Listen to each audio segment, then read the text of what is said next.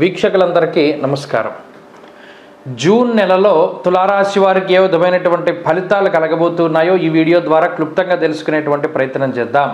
ముఖ్యంగా గ్రహస్థితిని గనక గమనిస్తే ఈ రాశికి పంచమ స్థానమందు శనేశ్వరుడు, షష్ఠ స్థానమందు రాహువు, సప్తమ స్థానమందు కుజుడు, అష్టమమందు గురుడు, రవి, అలాగే శుక్రుడు, బుధ గ్రహాలు కూడా అష్టమంలో ఉన్నాయి. 15వ తారీఖు దాటాక అనగా జూన్ 15 దాటిన తర్వాత శుక్రుడు, బుధుడు, రవి గ్రహాలు భాగ్యస్థానంలోకి సంచారాన్ని వాళ్ళు మార్చుకుంటారు. ఆయా గ్రహాలు 9వ స్థానం ముందు సంచరిస్తాయి. ఇందులో ఏవి అనుకూలం ఏవి ప్రతికూలం అనేటువంటి విషయాన్ని చూస్తే పంచమంలో శనేశ్వరుడు న్యూట్రల్ ప్లానెట్, ఆయన వల్ల అంత మంచి లేదు అంత చెడు లేదు, కేవలం బుద్ధి.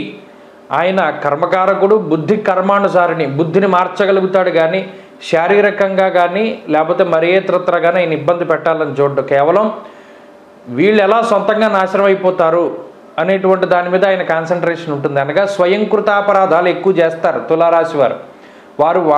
వారి జీవితాలను వారే నాశనం చేసుకుంటారన్నట్టు శని ప్రభావాన్ని చూపెడతారు. పంచమ స్థానంలో కార్యహాని, మనస్తాప, జ్ఞాతి, వ్యాజ్యకలాపహం, ప్రతిదీ కూడా దెబ్బలాట ధోరణి. కార్యహాని, మనస్తాపాన్ని కలిగిస్తారు. మనస్తాపం ఎప్పుడు కలుగుతుంది? మనం అనుకున్నట్టు లేకపోతే మనస్తాపం కలుగుతుంది. మీరు కారు కొనుక్కుందాం అనుకున్నారు, మన దగ్గర అంత డబ్బు లేదు, లోను పెట్టుకుందాం అనుకున్నారు, ఆ లోను వాడు ఇవ్వనన్నాడు అనుకోండి, మనస్తాపం. ఇష్టమైన వాళ్ళని పెళ్లి చేసుకుందాం అనుకున్నారు, వాళ్ళు ఇష్టపడ్డారు, ఇంట్లో వాళ్ళు ఒప్పుకోలేదు, మనస్తాపం. ఇలా స్వయంకృతంగా చేస్తారు. శనేశ్వరుడు ఇచ్చేటువంటి ఫలితాలన్నీ కూడా ఇండైరెక్ట్గా ఆయన మైండ్ మీద దెబ్బ కొడతాడు ఆయన తులారాశి వారికి. షష్ఠ స్థానంలో రాహు ఉండడం అది చాలా మంచిది. గౌర్భూమి శత్రునా లాభం షష్ఠస్థానగతే పని అన్నారు. అది చాలా మంచి విషయము. మరీ ముఖ్యంగా షష్ఠంలో రాహు ఉన్నారు కాబట్టే తులారాశి వారు సర్వైవ్ అవ్వగలుగుతున్నారు, లేకపోతే ఇంకేం లేదు పరిస్థితి. గురుడు బలం పోయింది. అలాగే మొన్నటి వరకు కూడా మొన్న నెలంతా కూడా కుజుడు 6వ స్థానంలో అనుకూలంగా ఉన్నారు.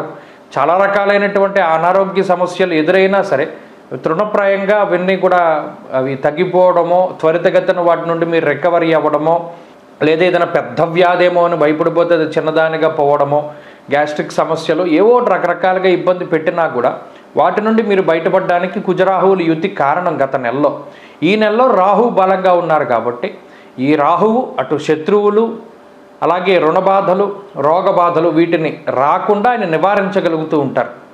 అలాగే ఏదైనా పొరపాటున వస్తే కూడా వాటి నుండి త్వరితగతిన బయటపడడానికి అవకాశాన్ని కల్పిస్తారు. కాబట్టి మొట్టమొదటిగా రాహు ఇచ్చేటువంటి ఫలితం ఆ రకంగా ఉంటుంది. అయితే ప్రస్తుతానికి మనం ఆర్థికపరమైనటువంటి అంశాలను చూస్తే ఆర్థికంగా గ్రహస్థితి బాగున్నది. ఎందుకంటే ఇక్కడ అష్టమంలో ఎక్కువ గ్రహాలు ఉన్నా కూడా ఇందాక చెప్పుకున్నట్టు రాహు కొంత బలంగా ఉన్నారు.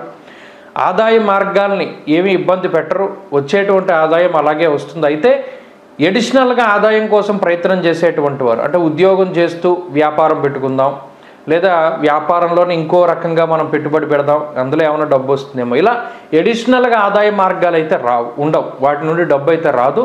ఎప్పుడూ వచ్చేటువంటి డబ్బు వస్తూ ఉంటుంది. ఆ వచ్చినటువంటి డబ్బులో 70% ఖర్చు అయిపోతుంది.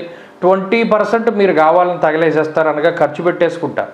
ఇక్కడ తగలేసేస్తారంటే ఎందుకు మాట్లాడాల్సి వచ్చింది అంటే, ఇందాక శనేశ్వరుడు మనం చెప్పుకున్నప్పుడు ఈ డబ్బు 20% డబ్బు ఉందే, ఇక్కడ కొంత విజ్ఞత ఉంటుంది తులారాశి వారికి. బెట్టింగులు, జోదాలు, స్టాక్ మార్కెట్లు ఇటువంటి వాటిలో ఏదైనా డబ్బు పెట్టి పోయిందనుకోండి అక్కడితో ఆపేస్తారు వాళ్ళు. ఎందుకు? ఈ గ్రహస్థితి కొంత బలం. రాహు కూడా ప్రతికూలంగా ఉంటే మొత్తం అంతా పోతుంది.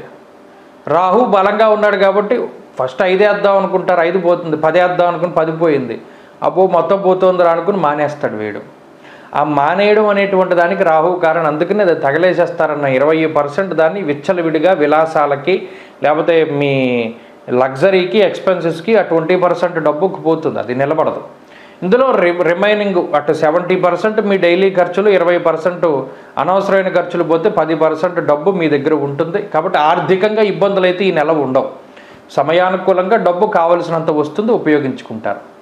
ఇక ఆరోగ్యపరమైనటువంటి విషయాలు ఇవి మాత్రం కొంత జాగ్రత్తగా ఉండాలి. ఎందుకంటే గత మాసంలో కుజుడు కూడా మీకు ఆరోగ్యాన్ని కాపాడుతూ వచ్చారు. ఇప్పుడు కుజుడు సప్తమంలోకి వెళ్ళిపోయారు, కుజబలం లేదు.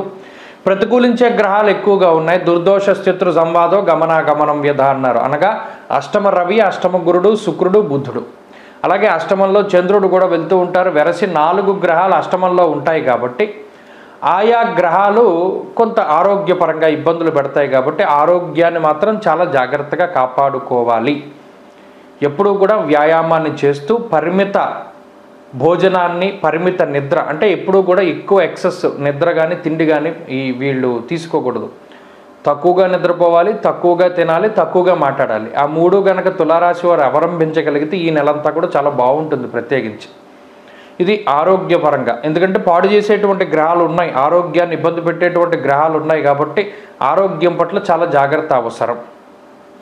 ఇక 3 కుటుంబ సభ్యులు, కుటుంబం తాలూకు విషయాలు కొంత మిశ్రమంగా ఉన్నాయి. మీకు కోపం ఎక్కువగా ఉండడం, మీరు కోపంలో ఒక మాట అనడం, లేదా వాళ్ళకి కోపం వచ్చినప్పుడు వాళ్ళు ఒక మాట అనడం, ఇలా మాట పట్టింపులు అనేటువంటివి ఎక్కువగా ఉంటాయి. ఆ ఒక్క విషయం తప్ప ఈ కోపం తగ్గించుకుంటే అది కూడా నిలువరించగలుగుతుంది.